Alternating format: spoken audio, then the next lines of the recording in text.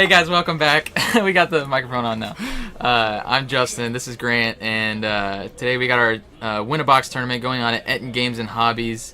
And right now we are just waiting for round two. We just got the players just got their pairings, and we're getting our featured match set up.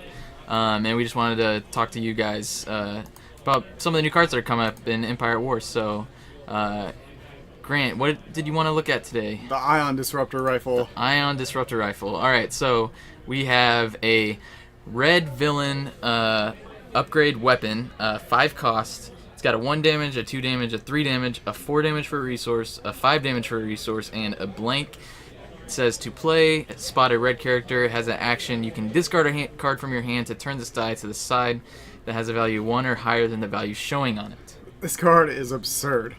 The damage potential. So? Yeah, the damage potential for round around. 5 resources. 5 resources. I'm not saying it's going to be absurd for every deck, but when you talk about it for a FN player, when you're going to override a Riot Baton with something like this, that's nuts, man. I mean, that's going to feel so bad, though, when you play it on 9s and you roll a 1 damage. This is going to get back to my theory, which I was criticized for, where you play Imperial Discipline, and then you just remove Imperial Discipline, change it to 5, and boom. Yes, you don't have to worry about it not rolling well for you. This card with the Imperial Discipline would be pretty insane, especially when you get to do it twice. Yeah. You know, I mean, you wouldn't have Imperial Discipline on that initial rollout if you played it on 9s in a 9s deck, but that initial rollout, I mean, you're still going to get minimum 2 damage out of it, unless you roll a blank. You know, unless you just happen to roll the 1 and 6. You know, you're always going to get 2 damage out of that dice, which, I mean, we just talked about consistency. Consistency wins games. That's what makes the new Kylos so good. So getting that consistent damage just out of a regular upgrade is just crazy. And, I mean, we saw how much resource potential there is with Vader and Phasma. When you talk about playing this on one of the new Phasma, that's gross, man. Yeah, I think it'll be... I don't know. I still think it's going to be too expensive to play competitively. I don't think it's going to see a lot of play, but I do think that the decks that it does see play in, it will do really well, and you will see it do work. It's a niche card for sure, but that's what a lot of the new cards coming out are. They're niche. They're meant for certain decks. So were there any other cards coming out in the new set that you wanted to take a look at, possibly? Seventh Sister. Seventh Sister. A lot of people are kind of dissing her ability, but I think that if you run 2 droids, it makes it really strong. You get 3 droid dice on the table, all dealing 3. I mean, yeah, you get diminishing return, but I mean, they're all going to do 3 or 2. That 1 from her is just okay, but you still get 3 dice on the table with her right away. Yeah, I think her ability could be really good. I mean, she's essentially an 11-point elite character, and villains now have an 11-point elite character essentially in every single color with Balatique, Seventh Sister, and Sienna Ray. So that gives you a lot of flexibility when you're deciding what deck you want to build and what cards you want to include. That's true. Villains get all the toys.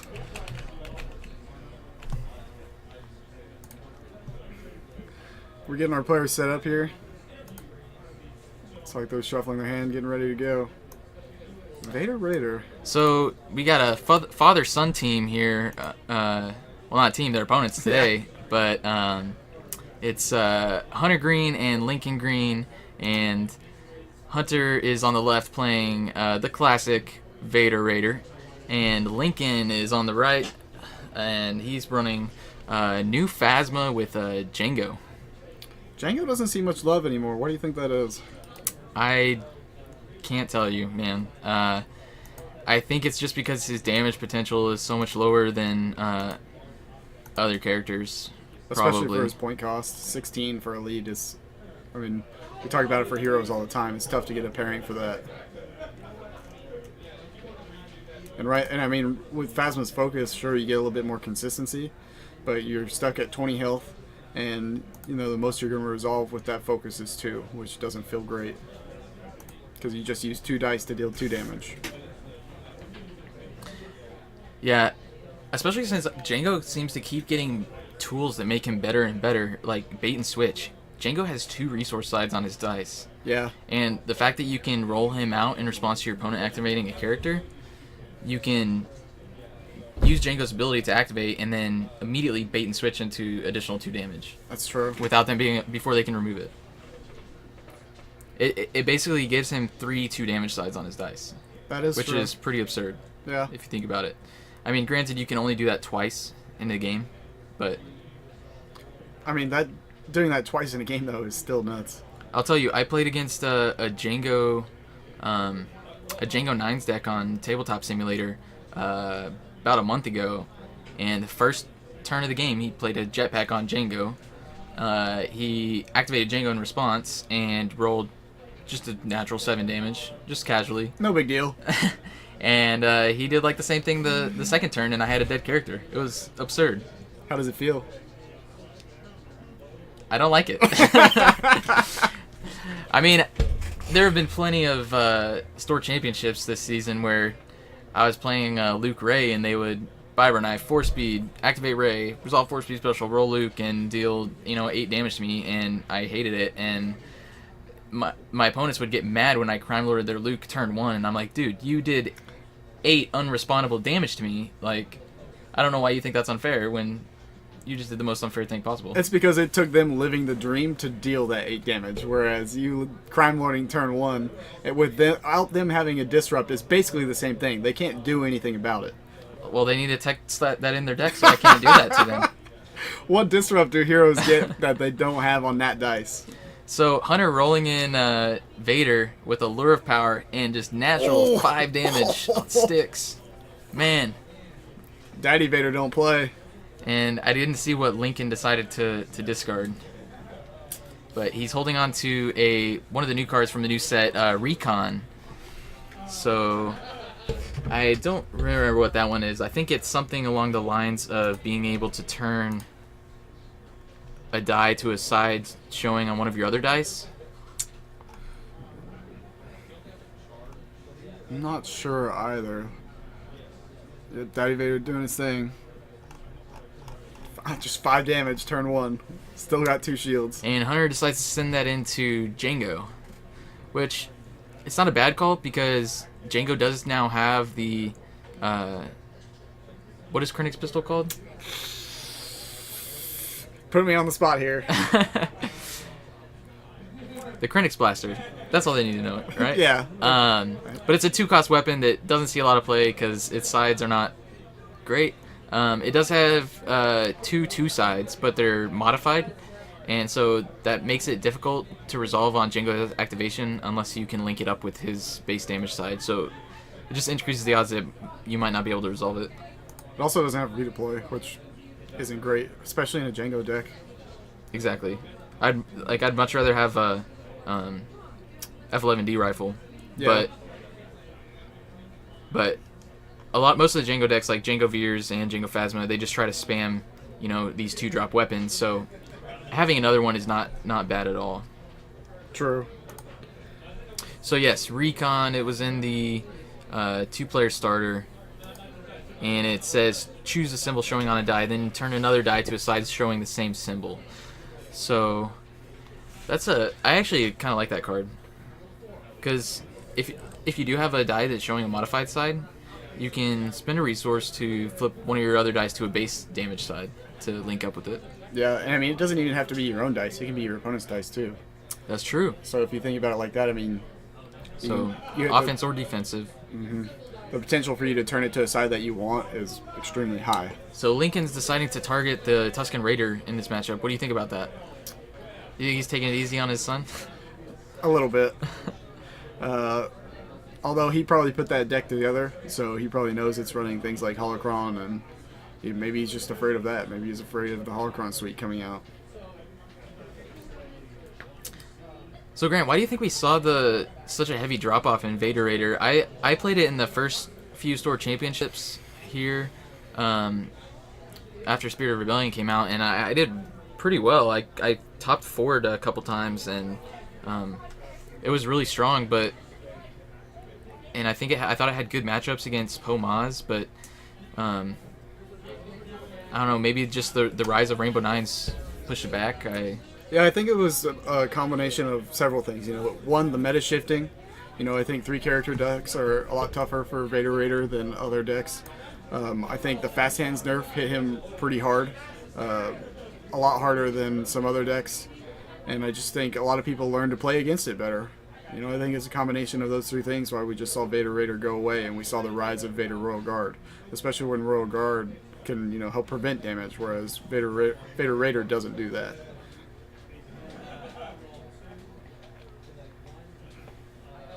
Do you think? So I think another reason that Lincoln decided to go after the Tusken was that Vader had 2 shields on him, so it was going to take him a long time to get through that 15 health. True. Do you think Awakening's Vader is going to stick around for Empire?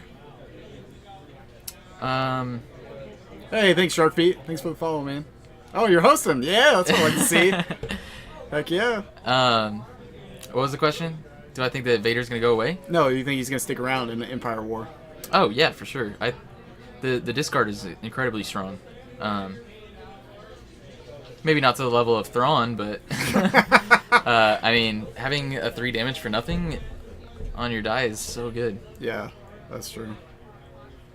Especially when he gets a character to pair with, like Phasma. Yeah. I actually won a tournament a couple days ago with a Vader Phasma deck, just playing leadership. And there's 2 turns in a row where I was able to leadership on turn 1 and 2 and dealt like 9 damage. That's gnarly, man. Hey, thanks for following, Shark Feet. There's the follow. Heck yeah. Yeah, I mean, see, you stole my idea then. What idea? Vader Phasma. Sure. We'll say that. So, 100 rolling Invader and not hitting quite as hard this round. Gonna have to reroll to try to fix those dice. Lincoln responding with Django, and wow. What is that, 6 damage? It looks like it to me. No big deal. Man, Django. Put in work. Why do people not play him? Oh, and just the add insult to injury. Salvage stand, losing a resource. So, Hunter's Lure of Power hasn't rolled anything for him in this game. That's the second time he's rolled blank. So Hunter was going to resolve that Vader die. I wonder if Lincoln was just telling him that he should probably. It's still his turn. It was still his turn. Mm-hmm. So he's decided probably looking for a Force Strike or a lightsaber throw, maybe. And Hunter does have the lightsaber throw in hand. So Lincoln pulls a Force Speed and a Force Illusion. So I think I probably would have just finished off the Raider there, because now he can play that Force Illusion on the Raider. Well, I think if you get the opportunity to kill a character, you get it off the board. Right. Or he could. It gives him an opportunity to roll the Tusken in and maybe do 3 damage before he dies. That's true. Yeah. But Phasma rolling in another 2 damage. Like you said, Hunter is Lincoln's son, so he might be going a little easy on him today. Hey, thanks, Foxy Knight. Appreciate the follow. So it's Hunter's turn, I believe. He's deciding what to do, so he's going to play the Force Illusion on Vader. And just he's already giving up on that Tusken Raider, I think. I'm gonna murder this name, but thank you for the follow, Xtyug. Zutyug, I don't know. There we go, getting the Raider off the board. And still has an additional 4 damage and 2 resources, which, I mean, do you reroll those for more damage, or? I mean, you could have a pretty beefed up Phasma when Django goes down. I think at this point, not knowing what's in Lincoln's deck, I take the resources in hopes for a rocket launcher. That way you have the resources to play and resolve the rocket launcher dice when you get it.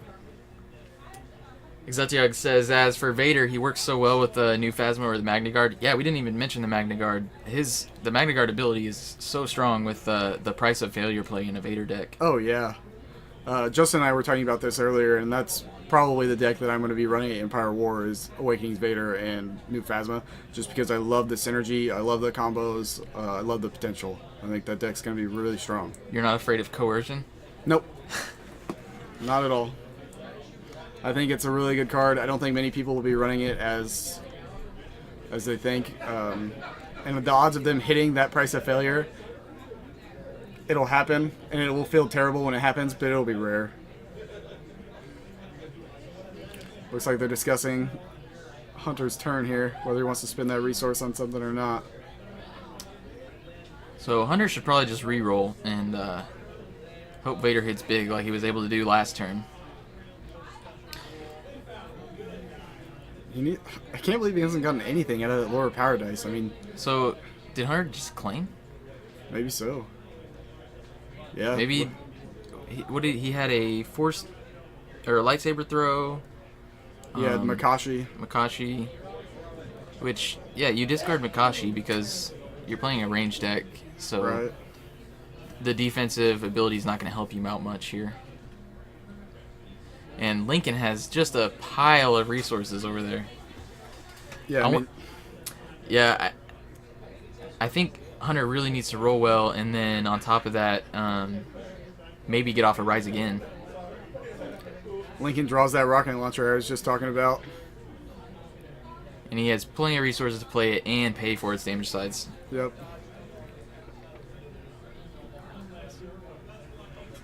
So Lincoln has another new card in his hand. It's Armored Transport, I believe. And that's another card that was in the two-player starter. I want to say it turns one of your die sides to range, increasing it by 1. So it's a support villain, red, cost 1, has an action at exhaust this support to reroll one of your red dice. If that die rolls damage, deal 1 damage to a character. Oh, okay. So that's pretty good with the rocket launcher, and especially with that new Iron Disruptor rifle you were just talking about. Oh, yeah.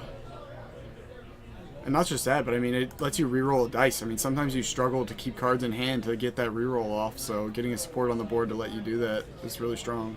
Shark Feet's asking if Hunter has an out for this game or if he's in a losing spot right now. I think what would have to happen is his Vader, he needs to kill Django this round. And on top of that, he needs to get off a Rise Again, which I don't know if that's possible with the amount of resources that he's been able to save up. Well, Hunter at this point has an effective, I'm going to go ahead and still say 14 health right now, just because you're most likely going to use that Force Illusion to block at least 3 damage, especially with the rocket launcher on the board. So, I mean, he still can win this game. He just has to roll well, and his Vader dice are not cooperating.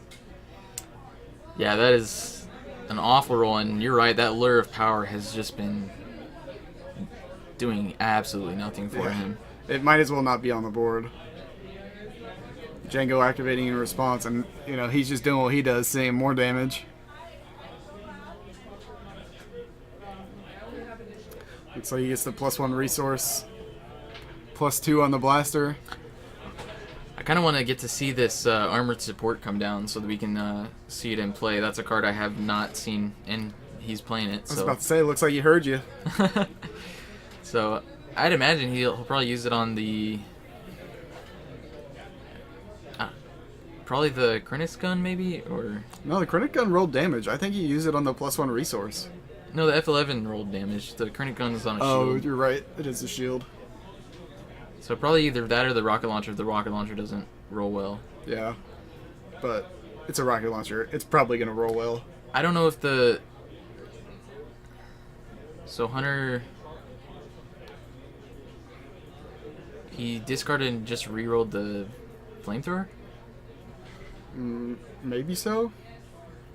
I'm not sure what he played, if he played anything, but I think that if he had discarded to reroll, he would have rerolled the blanks as well. Yeah, I'm not sure if we missed something there. Phasma coming out. God, her with the rocket launcher and that new character is so good. Rocket launcher hitting that 33 though, getting that blank. So Lincoln's probably going to use that armored transport. which is very similar to a card that in Awakenings that it didn't see a lot of play, but I played it in a Poe double hired guns deck. I didn't run the Hyperloop combo, but I just tried to get out upgrades and have a ton of health and use like Draw Attention and Field Medic to increase that health even more. But I would use Play the Odds because the hired guns have 2 resource sides, and Play the Odds lets you reroll a yellow die, and if it rolls a resource, you gain 1. So armored support is pretty similar. I don't know how much play it's going to see since Play the Odds doesn't see much play, you know? Yeah. Although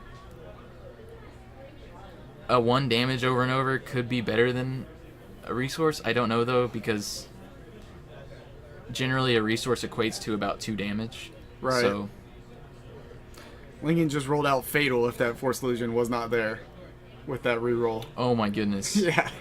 What He is rolled that, out 11 5? damage. Wow. Yeah, Django really needed to die before he was able to do this. And he can still armored support or armor plating that resource and hope for a damage and get 1 more out of it. Right? I wonder if Hunter has anything to respond to this. I don't see any resources. He still has the Force Illusion. He's got 2 melee showing on the flamethrower.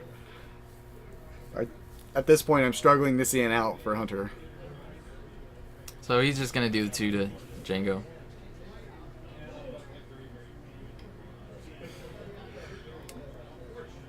And I've actually gotten the chance to... I've played Hunter in a couple tournaments, and it is really incredibly amazing how much he knows the cards.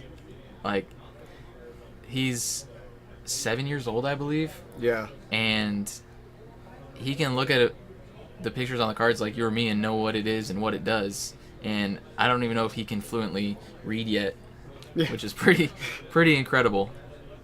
That's probably true. I mean, Lincoln does a really good job of teaching him the rules and making sure he knows what's going on. And they play a lot, I know, and they are constantly out at the tournaments. So he has quite a bit of experience for being such a young kid. So Hunter's looking at his hand, seeing his options, probably deciding what to reroll with. I mean, that Makashi needs to go.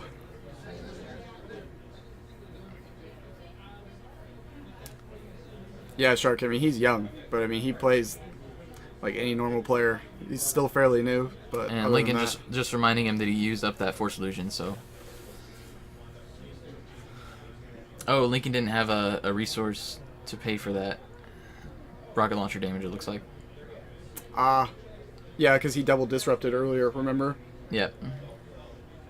Which is pretty smart. But Lincoln was able to roll that resource and deal 3 more damage, so...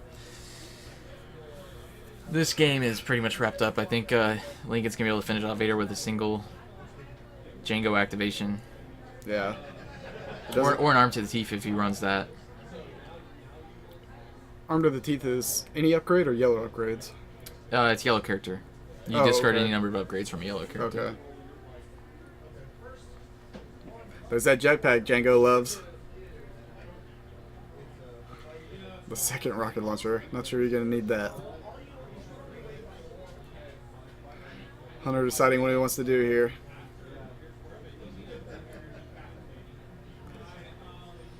I'm not sure how many upgrades he was running in that Vader Raider. What do you think? He's looking at the die sides on Vader. I think he's probably just frustrated that his Vader was not rolling any damage. I mean, I know I would be. I would be more frustrated with that lower power. Oh yeah, most definitely.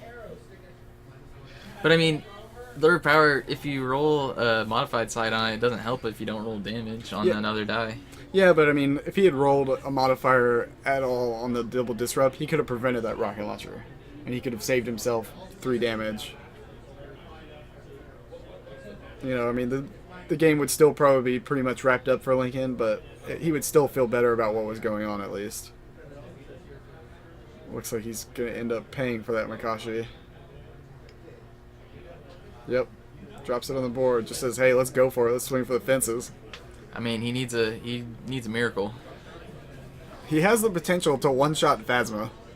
He can roll Can out. he one-shot her and So he can do. He could do a maximum of 12 damage this turn if he rolls like a absolute god. If he had an additional resource, he could roll 10 damage across 3 of his dice. That's true. And he finally gets that lure of power to give him something. And Vader still gives him nothing. That's so frustrating. Django coming in as response. Yeah, it really hurt him that he didn't see any early force strikes. Yeah, very much so. It really gives Vader that consistency he needs. Did Lincoln grab his resources? I don't think he grabbed his resources for the start of the match. Did he play the? He played the holdout blaster on Oh, Django. did he? I believe. Oh, okay. Well, he's got fatal. Oh no, he's one damage off. Yeah, he's one off because he spent the resources on the holdout blaster, so we can't pay for that. He could armored support. So Zutyug says that Hunter has bait and switch in his hand, so that would allow him to finish off Django, which He needs. But Phasma rolled a focus, so yeah, he could focus into that Phasma special, and Hunter wouldn't be able to do anything about it at this point. unless he had it, he doesn't like you as well. Yeah, maybe so. So what he would need to do right now is bait and switch, kill Django, and then after Lincoln spends his Phasma focus, he would need to He Doesn't Like You away whatever damage he rolled. But it doesn't look like he has it. Yep, I don't see it either. So he is going to play bait and switch. Good move. But now you're gonna... Oh, hold it. He already rolled out Phasma, so no holdout activation. So he only needed 2 damage to finish off Django, so he didn't need to use the Makashi training with the Lure of Power. I think you just wanted to show Django who's boss. Put him in his place. He didn't like how you disrespected him in the movies. So, hey, let me remind you who's boss. And there we go. Oh, and so all Lincoln had to do was claim and use the Rebel War Room's effect to resolve his rocket launcher die. And there's a GG. Yep.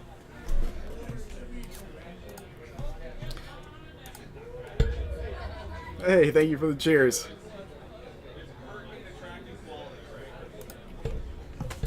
So that was a little disheartening to see Vader roll that as bad as he did. It reminded me of Luke. That looked like I was watching a Luke game. He just couldn't get anything going. Except he was at least able to disrupt Lincoln that one turn, which Luke can't do. Yeah, true. And Luke cannibalizes his own dice with the focus side. Yeah, but also true. What are you gonna do? No, you can't do anything about that. I mean, when your dice don't cooperate, there's just nothing you can do. Yeah, I do think there was at least one turn where he could have re-rolled a few times. Oh yeah. To try to get a little more out of that turn. Yeah, the Makashi should have been discarded much earlier. There were a couple other cards in his hand that needed to go. Sometimes I don't like holding on to that lightsaber throw for that long. If you're not getting any base damage, just get rid of it and hope for something. There's no point in holding on to it when it's just a dead card in your hand at that point. It's just like last round when we talked about endless ranks. It's basically the same thing. You're playing with a 4-card hand. Exactly. But, with the... he got the Makashi training late, which has 50% chance of rolling melee damage for that lightsaber throw. But, you got to think at some point you're going to roll damage with Vader. But he didn't do anything after that first round. Yeah, you would think that you would get Vader to do something for you, but... He also didn't see a holocron, which probably hurt him. I don't know if he had holocrons in his deck, but as they're cleaning up right now, it looks like it's just mostly a melee build with a Kylo Saber and Flamethrower. So holocrons have really fallen out, and I'm not really sure why. You really only see them in the Palpatine decks, and I think that card is still insane. You get a 4-cost upgrade on the board for 1 resource. Yeah, and a turn 1 Mind Probe can just change the course of the game entirely. I love that phrase, live in the dream. I love it so much. Yeah. Every time someone pulls it off, I just go, the dream! Yeah, except you can't play Holocron, roll out Tusken, resolve Holocron special and resolve the Mind Probe special. Right. Because the Tuscan only lets you resolve one of your dice. Right. But if you have fast hands on the Tuscan, then you could. But Wait, really? yeah. Oh, dude, nice. Are you gonna put fast hands in your Vader Raider deck? No, Oh. but I mean, not? it would still be awesome. Yeah. There was when I had fast hands in my Vader Raider deck before the errata. If Vader died, I would play it on the Tuscan, and you could do some absurd things where you Tuscan Raider ability, discard a card to deal 3, and then fast hands like a Force Lightning or something. And it was pretty, Gnarly. yeah, it was pretty cool. And for those that don't know, Fast Hand's got errata to where you can only play it on yellow characters. It can no longer be played on blue or red. If you're just finding out that now, Hey, you never know. You could have some new players watching. I mean, that's true. just informing the people. Yeah, I don't know if Fantasy Flight has actually changed the text on the cards, if they've reprinted them or anything. I don't believe so, and I mean, it's going to be a one-off print, so I don't think you'll ever see actual new printed cards. You know, unless you see it maybe in a promo card, Right. and that would be the only instance I think you see that. So, Grant, do you want to go back and take a look at any of the other new Empire War cards? Let's look at Inquisitor. I think he has a lot more potential than people are giving him credit for. I think his dice are really good. I think his saber is insane. Yes, it's a 4-cost upgrade, but I think with new cards coming out like Weapons Cache, you'll start seeing it actually see play. Especially now with villains getting a lot more resource cards like Insidious. And now you get Vader with Phasma, so he can actually generate resources now, and it doesn't feel bad doing it. So here we got the Grand Inquisitor pulled up. He's 14-19 for Elite. His 12 health. His die sides are 2 melee, 3 melee for a resource, 2 focus, a resource, a special, and a blank. And the special lets you remove a character die showing a blank, and then you can deal 2 damage to that character. That special's so good, especially with Z6s and rocket launchers across the meta like they are.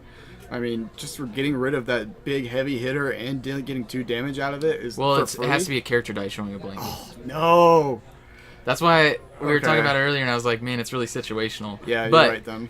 I will say, I thought that the Force Lightning special would be a little too situational, but the Force Lightning special is amazing. It is very good. Dealing 1, removing a die showing a blank, and re-rolling it is just absolutely great. A potential of 5 damage and a dice removal. That's crazy. Yeah. So, people do roll blanks, so he could definitely see play. I've also done crazy things in my Palpatine deck where I have a Force Speed and a Force Push, and I roll the 2 specials at once, and I'm able to resolve specials. I'll Force Push 2 of their dice to blanks. I'll Force Speed, and my first action is Feel Your Anger. Right. You know, or even use the Force and then Feel Your Anger for my third action, and I remove like their entire board. Right. Maybe leaving like a Force Speed that can't do anything. I just think Inquisitor does a lot of things that you want your character to do. You know, generate money, give you consistency, and deal damage. And it gives you some form of control, which I think is incredibly underrated for a base character. He's kind of got the same problem as Luke, though, where he has the focus on his die, and you don't really want to cannibalize your really big character's damage dice, you know, to focus other ones. I wouldn't feel nearly as bad about Inquisitors, though, because it's a 2-focus. You know, you get both your characters out there, and then you get maximized damage instead of just dealing 1 or turning 1 dice and then having that dice get removed. So who would you be pairing him with? Would you pair him with the 7th Sister? Probably so, because that way you still get at least an elite with it, right? With the droid coming out with the sister. I think that has a lot of potential. And 7 Sister's health is pretty solid, you know? I mean... She has, what, 11 health? Yeah, I believe Right. so. And then you could always do Bala, but Bala has 8 health. You know, he'd go down like a sack of rocks. But, like we were discussing earlier, I think when you get Bala, it opens you up to a lot of new cards, like Weapons Cache. Let you play that Grand Inquisitor lightsaber for 2. And that lightsaber is so good. So, you were really excited about Weapons Cache, and I'm kind of lukewarm on it. It's really good. Okay, you get to play a weapon from your hand, decreasing its cost by 2. But like all these sides are good, right? +2 range damage if you're in a range deck, a 1 focus, a resource, and the special is basically like a 2 resource side. but it's also like action acceleration because it lets you play the card in the same at the same time that you resolve it. But Black Market was an Awakenings card that has not seen any play in competitive decks, and Right. it does almost the same thing for one more resource. Right. And its die is almost the same. Believe it or not, the one thing I don't like about the card is that it has the +2 range. I think that really restricts you on the pairing that you can deal with the character, because that could make that a potential blank. You know, if you don't run a character with a range damage side, that makes that a blank side. And that's why I think that if you want to run it, you have to run it with, like, if you say Luke, for instance, you're going to have to run Ezra for that range damage potential. If you run Inquisitor, but you're going to be more leaning towards Bala, so you can actually use that side. And I think that side actually holds that card back quite a bit. So it remains to be seen, but Weapons Cache definitely could be very strong. It could pay itself back in the same turn that you play it. Oh, yeah. You have pretty good odds of doing that, so we'll see as we move forward. Another thing about it is that it's play a weapon, and I don't know. We'll see if supports can catch up to weapon decks, but I just think that the only problem that I could see it having is the same problem that it Binds All Things has, is that you can't use it on everything, and that you need it early. And if you don't get it early, it feels like a dead card in your deck. exactly. So we'll see. I still really like it. I think it's probably one of the more underrated cards from the set, especially with supports coming into play a lot more frequently now. I still really like it. I'm going to give it a shot just to test it out, and I hope it's as good as I think it's going to be. All right, so that's it for round 2. And Lincoln was victorious over his son playing Vader Raider, which is sad. But we'll be back in a few minutes with round 3. Stick with us, guys.